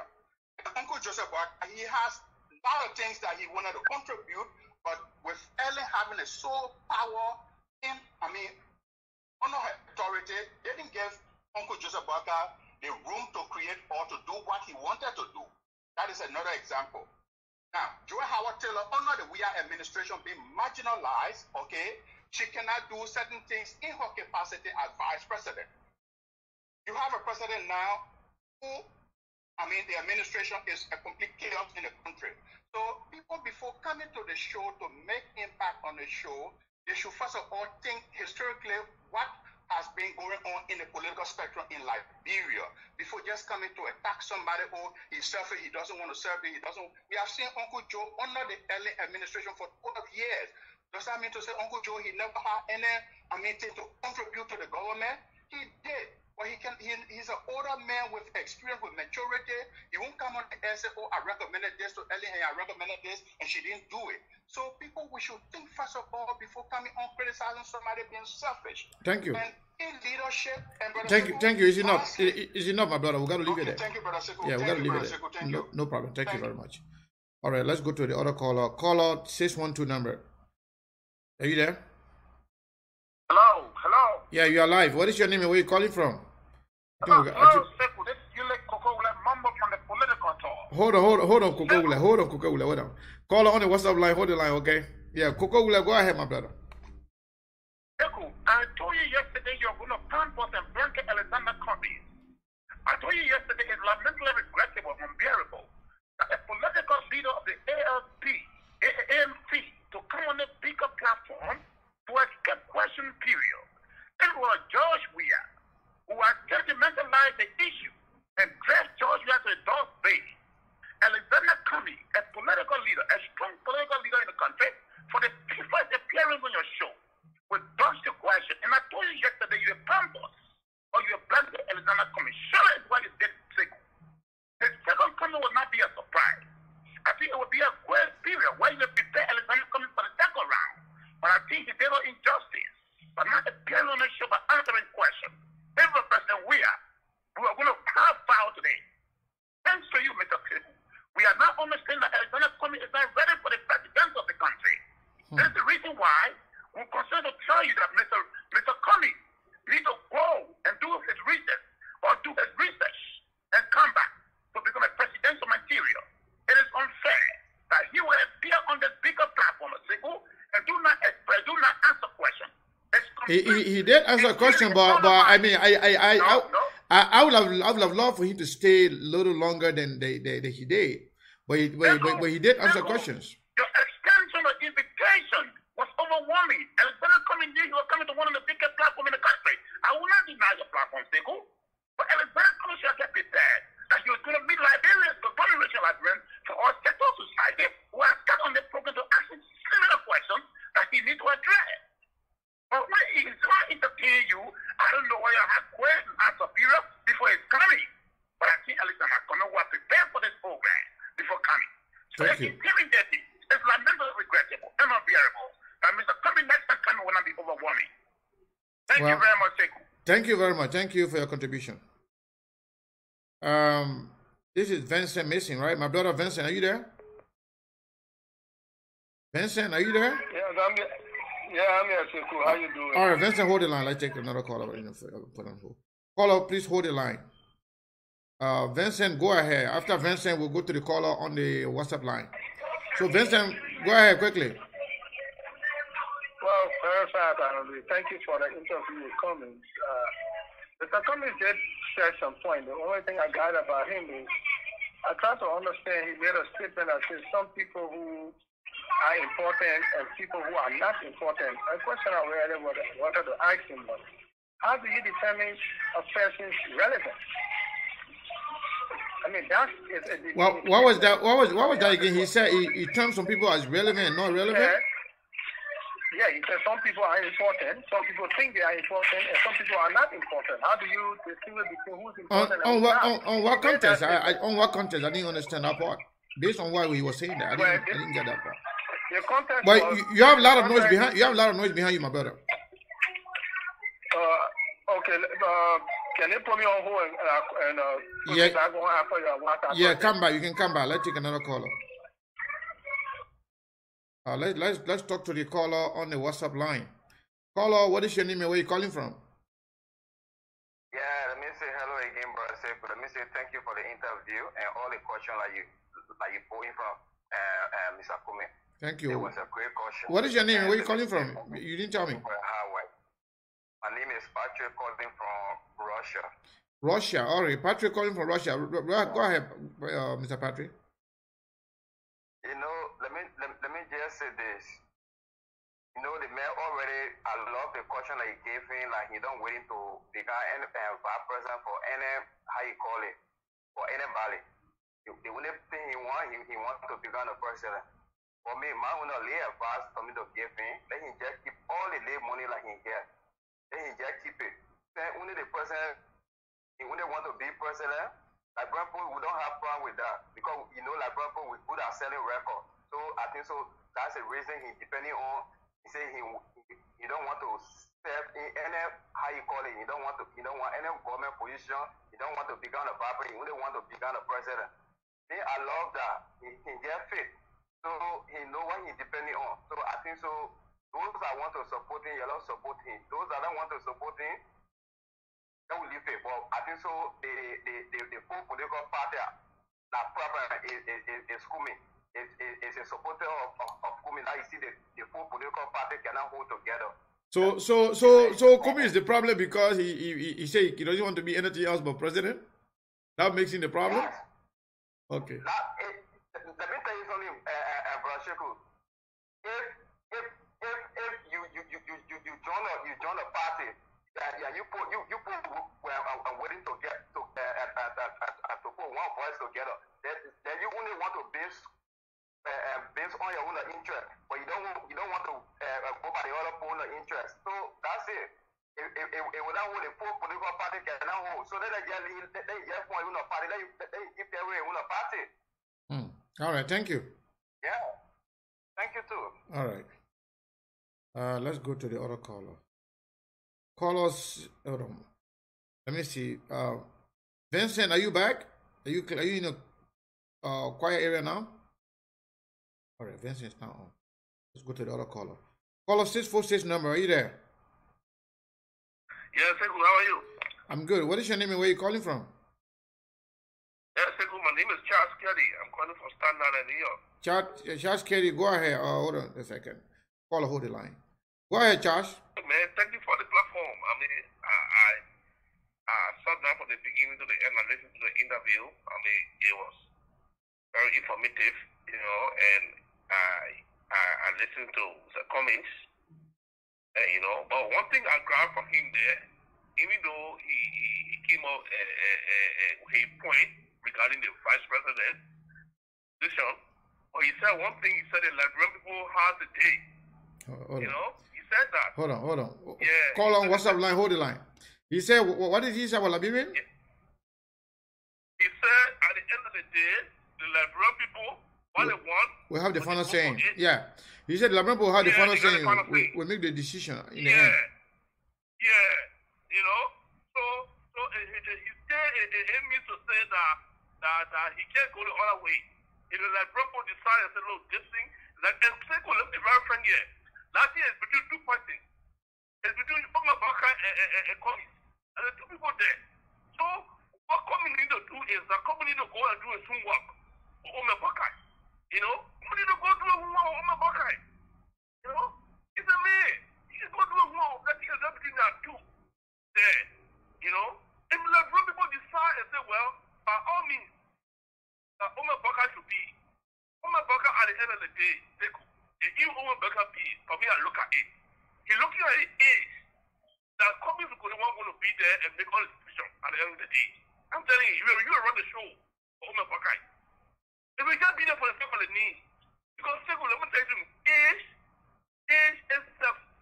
Nobody can step back age to reverse it. You know, it has an effect. Nobody can reverse age. And yeah, so for me, I just believe that once the Liberian people come on and want to stay, and he's able to go by it, that's it. And somebody wants to kill a cat. My brother, thank you. Yeah. Thank you very much. Let's go to the WhatsApp line. WhatsApp line 770 number. Are you there? Yeah, Sekou, how you doing, man? Alana King. Thanks for bringing me on, man. Alana King, welcome. Hold on. I joined your interview with Mr. Cummings late. Mm-hmm. Yeah, well, I saw I tuned in because somebody tagged me. I saw I tuned in. It was like 3 seconds and we were out. Okay. But I know you. Yeah, I know that you're killing it. So I know you didn't choke me like how you did with Mr. Falcon and other government officials that will come on your platform. What makes him a candidate? Man, we all know, man. Sekou, I know when you went to Atlanta, you went there. What was that? Sekou, no. We all know what's going on, man. No, I want you to tell me. You don't know nothing. You don't know anything. Tell me what you know.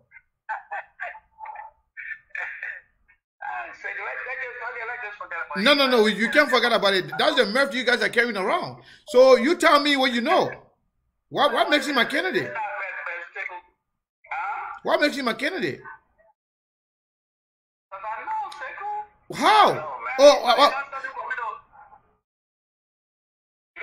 What makes him a candidate? I want to know.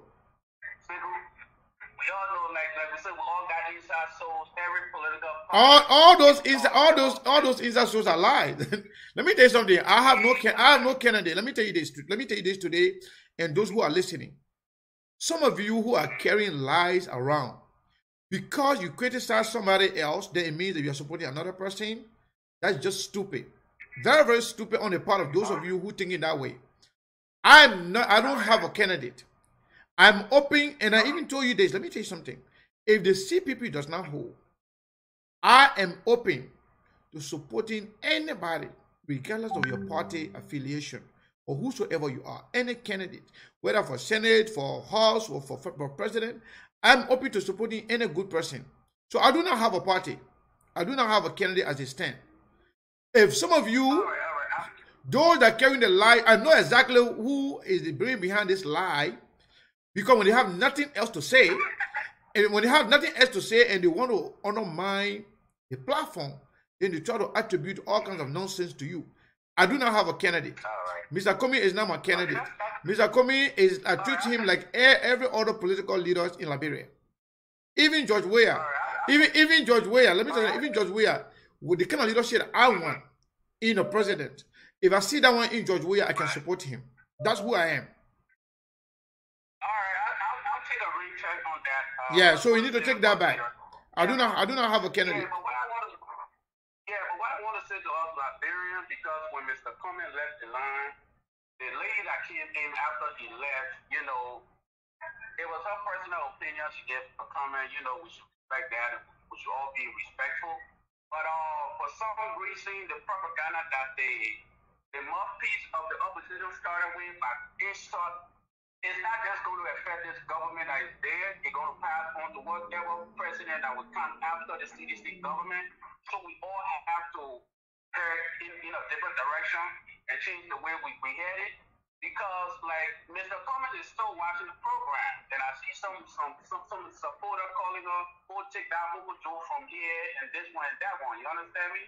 So we all have to, this is not just a regular show today. You got Mr. Cummings there. You will have other people from different parts of the world, and other government officials, and not just Liberian government officials, but people from different parts of the world, and people that follow Mr. Cummings going to be on this platform. But I say, they cussing, but that's the way our society has turned. You understand me? So it's point of no return. So it just kind of tough, But then I had another caller that was saying Mr. Cummings should go as a vice president to Costa.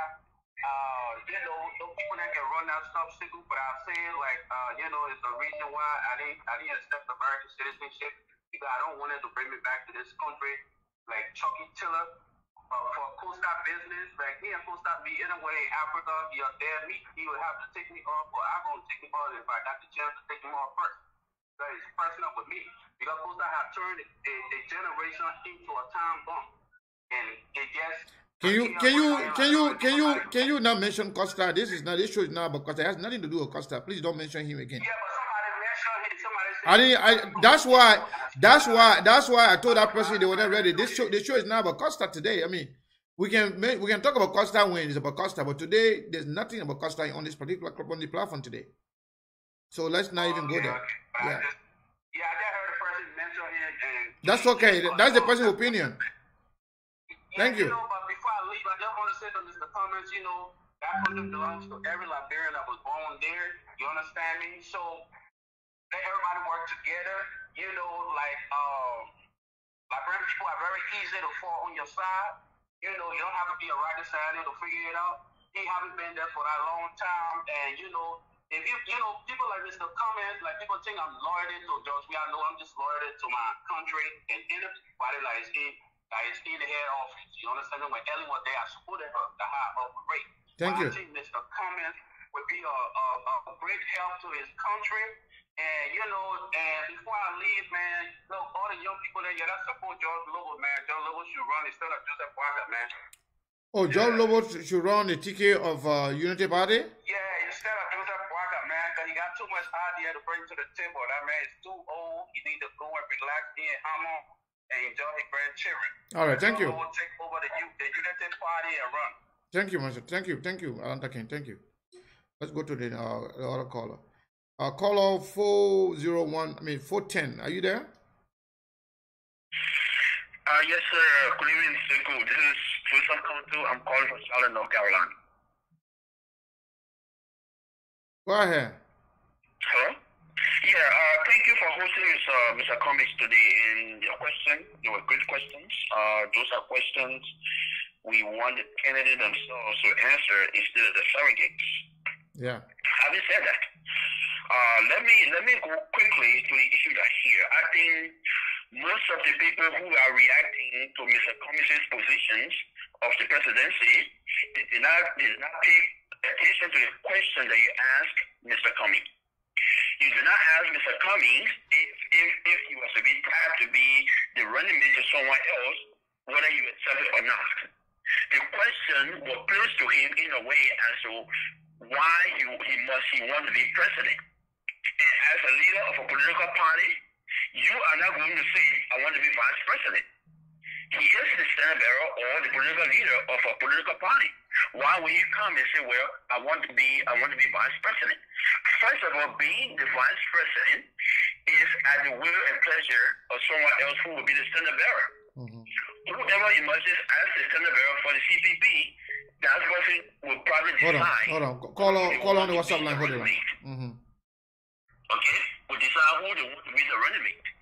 If the question was placed to Mr. Cummings as well, if you go to convention and it's happening that you don't win the standard bearership of the CPP and you are tapped to be the vice president, will you accept?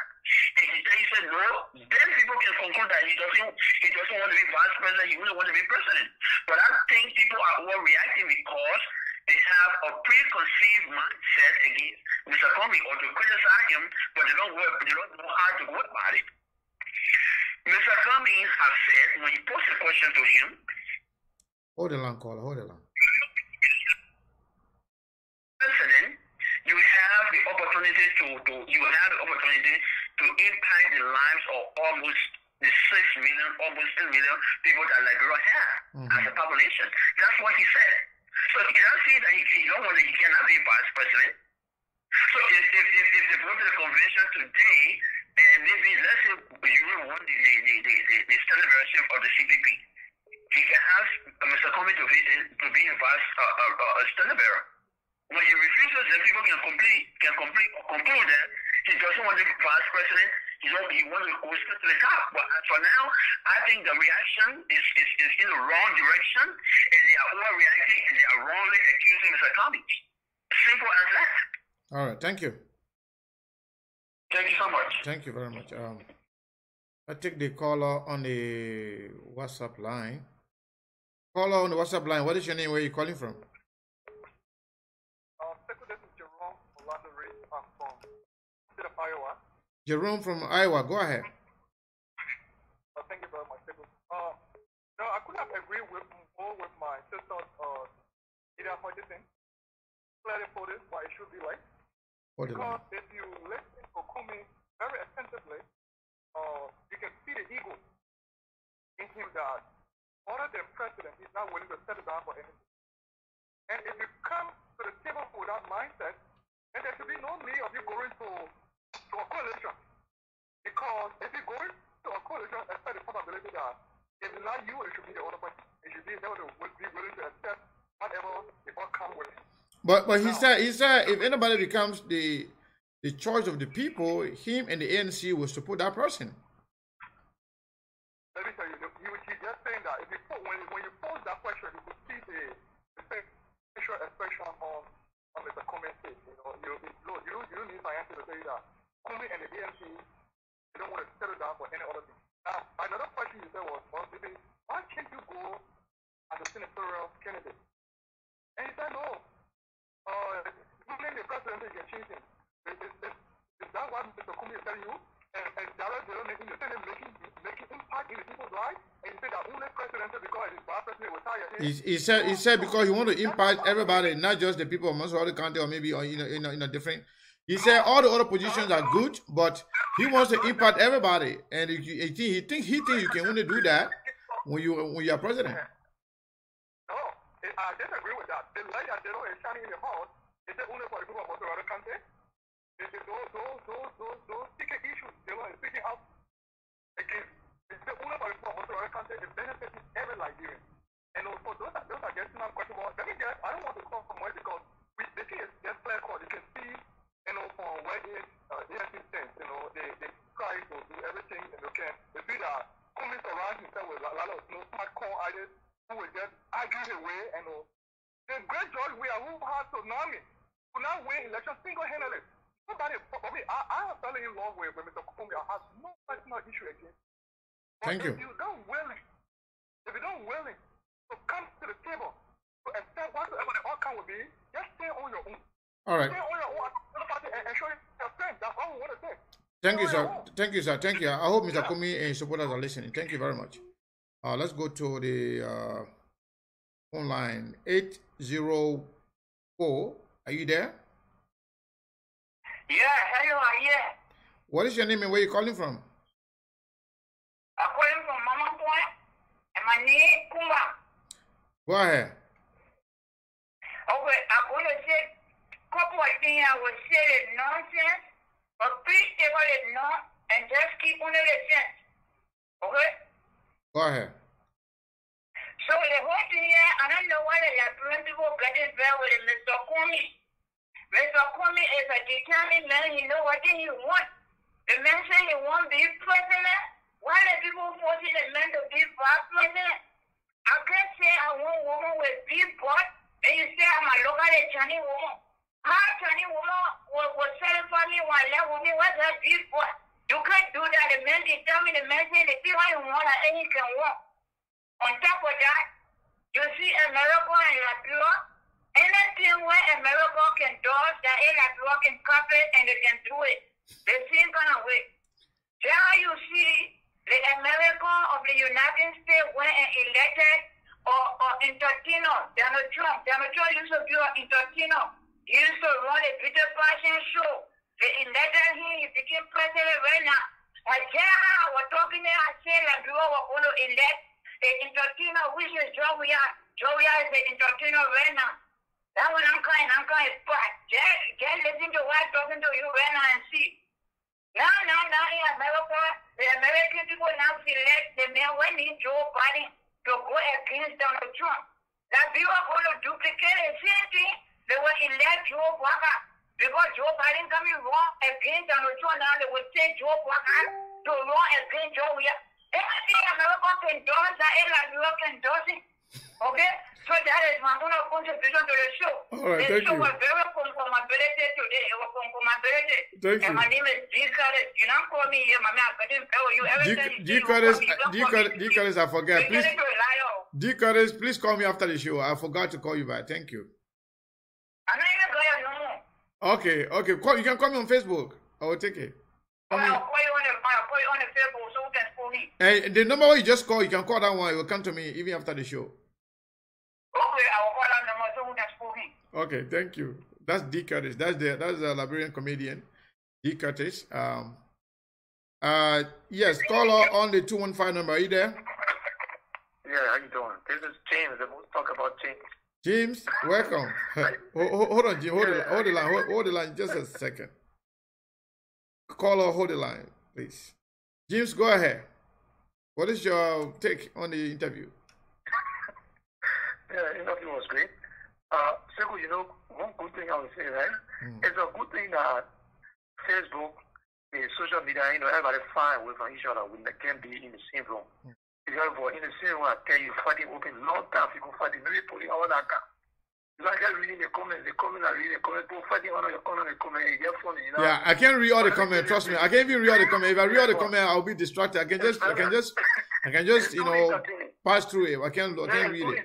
It's too entertaining. You have somebody say, tell me I will deal with you. You went here last time, another person will all the time, but you didn't deal with it. Then I was saying, think on Facebook that at least we all get busy, not fighting over a long time. But let me say this to you, Sekou. I listened to the comments. Well, he spoke very well. You see, Sekou, I told you before, I said, the CCP, the community saying is going to hold, there will still be a problem. It's going to be a problem. I don't have a problem as a commission. The only position you can hold will be your presidency because you want to first change. Everybody got that. Everybody got what they want. If I want to go to a bill right now, I want to be a businessman, I say, you know what? The only thing I can do right now, I want to do cassava business and I wanted to be in grandmother country. You can't stop me. If I decide to go to a bill right now, I say, the only center I want to run for, I know what I can do. The only person that can tell me that you hold that position will be the Liberian people. You know what I'm saying? So you can make all the noise, you can talk, you can say, oh, I can't do this, I can't do that, you want to search in. Yeah, that's your opinion. But when you come to the vote, it's up to the Liberian people to make the decision to say, okay, we think this guy is credible and we want to take him. Look at George Weah, the president we had. There was nobody that could stand in front of the Liberian people to tell them that George Weah was incompetent, he wasn't the guy to be the president. But the people defy what happened to carry George Weah. What happened to the law? People say, oh, you get money, you go, you get money in the bill. What happened? They don't spend nothing, but they don't do this. By accident, I want to see. I will still tell people by accident, they don't become a senator. And guess what?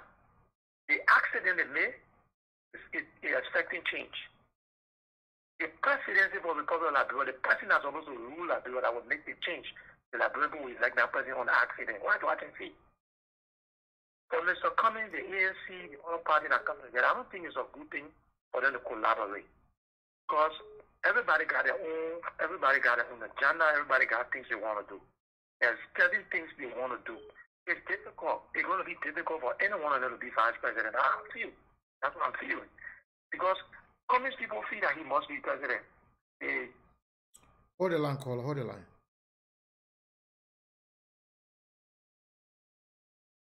It happened. Yeah, somebody talking about John Lubu. Who told you John Lubu cannot be a good president? He's young. He's energetic. If the man got the opportunity and he got the charismatic, he's somebody that you think he will affect change, yeah, he will run the United Party. But you think the United Party is going to give that thing to somebody right now?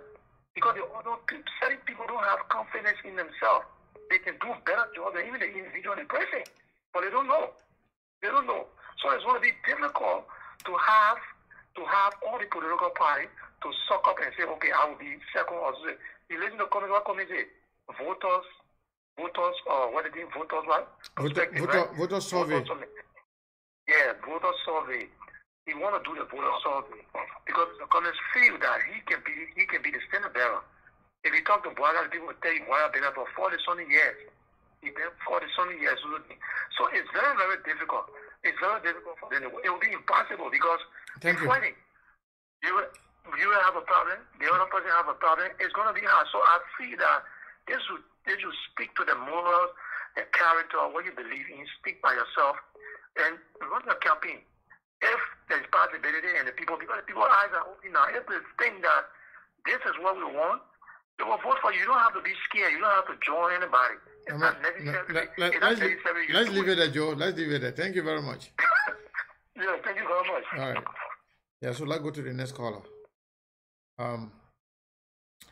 Yeah, so let me make a quick announcement. Tomorrow, we're going to have Senator Darius DeLong here. Senator Darius DeLong is our guest tomorrow, the same time, 12 p.m. Arizona time. Caller, hold the line, please. 12 p.m. Arizona time. That's 3 p.m. New York time or East Coast time. That's 2 p.m. Central time. And that's 7 p.m. LeBron time. Senator Darius DeLong will be here tomorrow as our guest. Talk about everything going on in Liberia and moving forward. Hold the line, caller. All right, I think let's go back to this caller. Caller 443 number. What is your name and where are you calling from? It looks like Christmas. Hi, my name is Christmas Daly, and I'm calling from beautiful Maryland. Christmas, welcome. Thank you. Thank you for having me on. And you know you're going to pay a fine, right? For not calling me back. I know. Hold on one second. Hold on, brother. Thank you. Call out on WhatsApp line. Please hold the line. So go ahead, Christmas. Thank you for bringing me on. You see, because I'm at work, I came in a little late. However, I was able to grab one or two things about Mr. Cummings being president. Is Mr. Cummings right after Liberian to declare his candidacy for the presidency? But being very realistic at this point in time, does Cummings stand a chance against President Weah? The answer is no. And somebody talking about, and then I also wanted to hit on the point where somebody said about being president and being a senator, and basically the president basically are trying to tell Cummings to test the water. And then somebody make reference and comparison to Cummings and Donald Trump. Donald Trump did not become a senator; he went straight to the presidency. Do you know who is Donald Trump? Do you know how long Donald Trump has been around? Do you know how many presidents Donald Trump has made? Do you know how many senators Donald Trump has made? Do you know how many governors and representatives that Donald Trump has made? Do you know that Donald Trump is a celebrity? Do you know that Donald Trump is has been one of the biggest employer in New York? Do you know that Donald Trump is a successful businessman coming from family background? Mr. Cummings, on the contrast, Mr. Cummings is a successful man in his career with Coca-Cola, but it was Coca-Cola who made Cummings. Cummings cannot tell me he's from a rich background. The last time I checked, when Cummings ANC tried to push his agenda, they said, "Oh, he's a native born from where? Gribble. What is Gribble town? What is Gribble people from?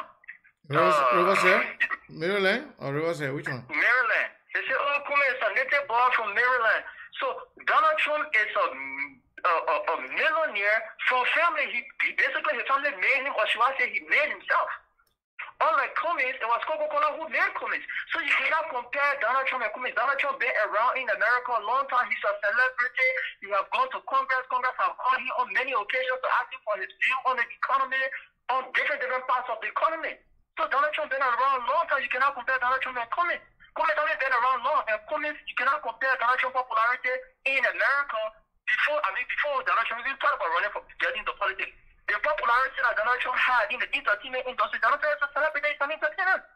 The popularity that Donald Trump had, you cannot compare Cummings and Donald Trump. Right now, Cummings, even though Cummings been around since 2017, you cannot even compare Cummings' popularity in Monrovia to, I just want to throw some name out there to try to get yourself from him. Honestly. All right, can you speak on the interview, over impression on the interview then? So on the interview, what made me laugh, I think you asked him about his sexuality, and he said he'll not marry somebody who go bring a woman, and then they'll find out whether he gay or not. He said he will not marry. You're going to tell the woman to bring a girlfriend. To bring a girlfriend. Then they'll find out bring a friend. I know he was trying to be funny though. Yeah, but I enjoyed that part. That was funny. Yeah, that was funny, but I'm not gonna take that so seriously. That was just a joke because somebody said, "Oh, wow, that doesn't sound presidential. You cannot be a presidential candidate and you talking like that, like you're from the block." But hey, we know what he was trying to say, so you can't take that too serious. He's basically trying to say he's not gay, but that's a debate for another day.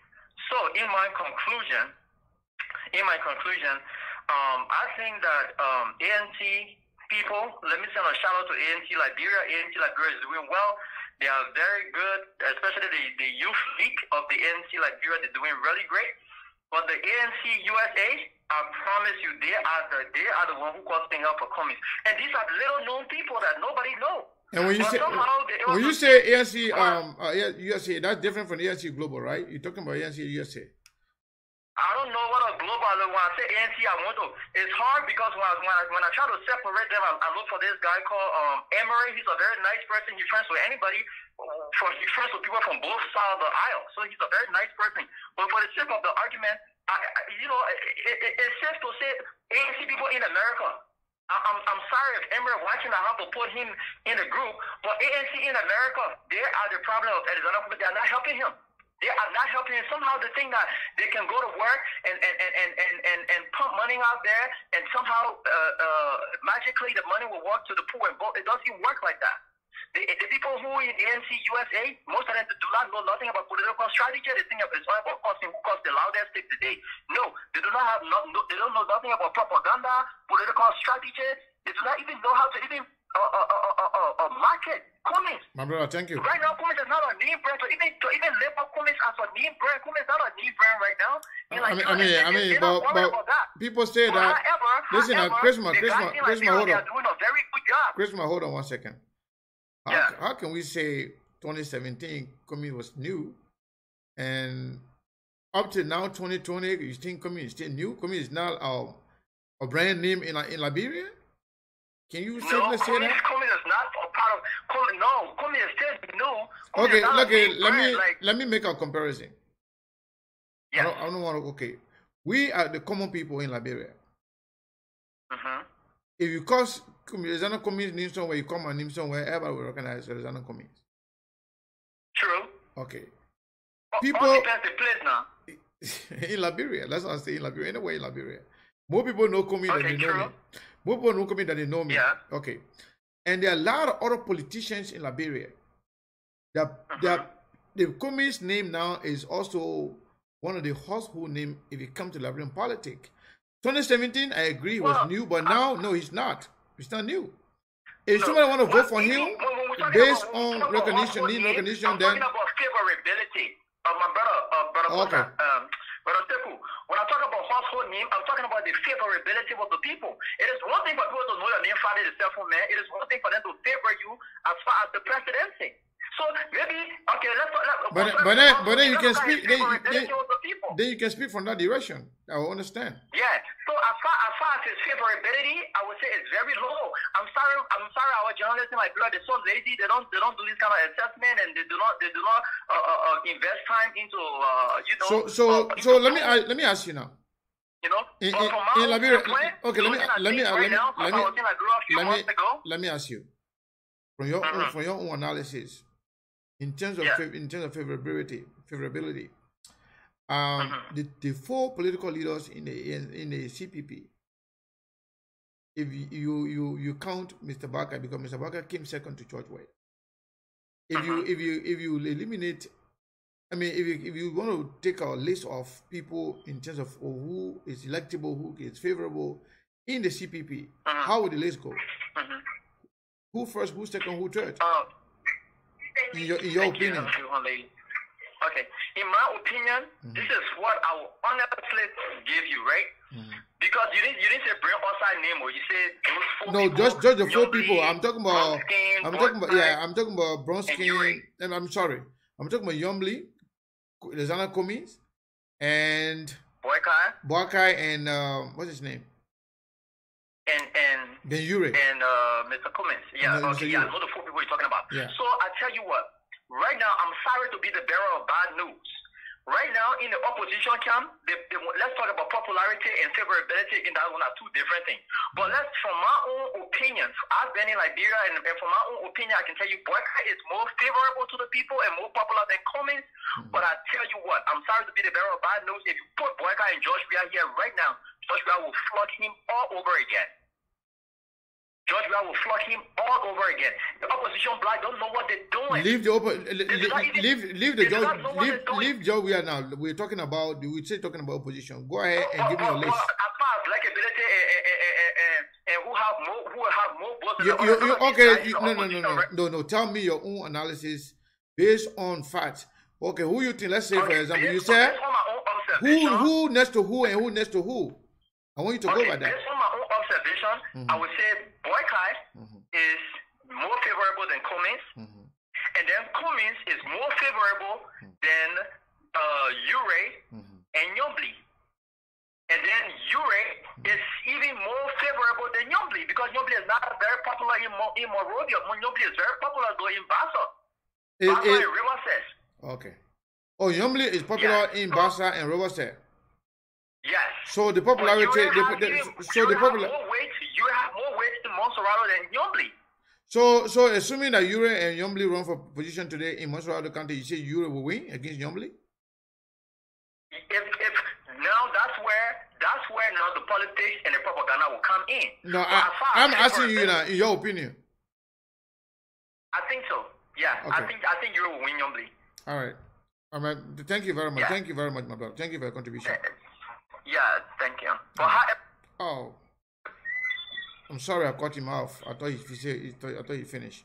Yes, caller. This is Mr. Noah. Are you there? Yeah. How are you doing, brother? I'm doing all right. Welcome. What is your take on the interview? All right. Thank you. My take on the interview, before I go ahead and say any other thing, let me say this to the four political leaders who put their thing together, they call collaboration. If you are collaborating, tell your people to shut up. You tell all the advocates in your party to shut up. Shut up and keep quiet. If I all we want to fight George Weah, want to succeed as a collaboration, all those crazy comments on Facebook should stop right now. I don't care who listening to me. I don't care who writing it. They should stop. They turn people off. They turn people off. Whether it could be Cummings, it could be Ure, it could be Boykai, it could be Nyombli, that they both stop to it immediately. If they mature, when it comes to maturity in the Republic of Liberia, I think Liberty Party is mature, and Liberty Party representatives, Liberty Party advocates,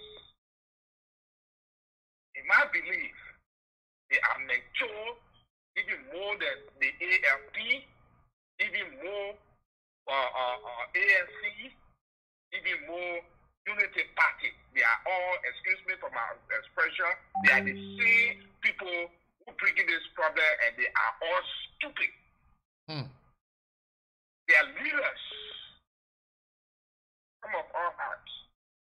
Their leaders are sitting down supporting this. Caller, hold the line. Not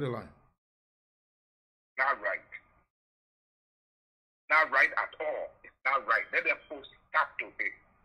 If they want fight CDC, they should fight CDC in an intelligent way and have all their people under control.